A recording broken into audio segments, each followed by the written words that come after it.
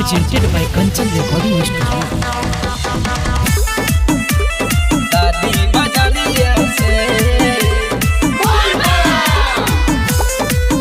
सैया दादी बजारिया से सुनी नरवा आइल बुलावा मामा दुआरिया से ए सैया सुनी ना सुनी नरवा आइल बुलावा मामा दुआरिया से ए जिगरुआ बोल जिगरुआ रंग के सरिया सैया लादी बजारिया से ये जिगरुआ रंग के सरिया सैया लादी बजारिया से लादी बजारिया से सैया लादी बजारिया से आशो के सावन सैया करीना निराश जी हमर कलहले चलो भोला जी के पास जी ए सैया हम जेबे करब नहीं मानबो आशो के सावन सैया करीना निराश जी हमर कलहले चली भोला जी के पास जी पैदल में चाहे ले चली राजा जी गरिया से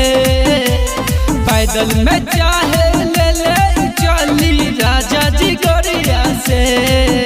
ए जिगरुआ रंग के सरिया सैया लादी बजरिया से ए जिगरुआ रंग के सरिया सैया लादी बजरिया से लादी बजरिया से सैया लादी बजरिया से हे सैया काने पे कहमर लेके बोलब बोलबाम जी बाबा करी है कृपा ही माँ होई न काम जी होई न काम जी कान्हे पे कहमर लेके बोलब बोलबाम जी बाबा करी है कृपा ही माँ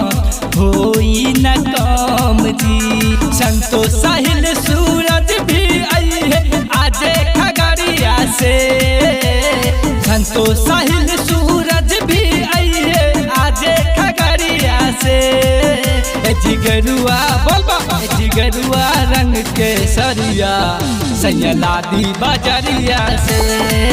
ये जिगरुआ रंग के सरिया सैया लादी बजरिया से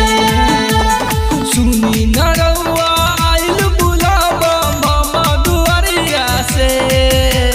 ए सैया सुनी ना सुनी नरवा आइल बुलावा मामा दुआरिया से ए जिगरुआ बोलबा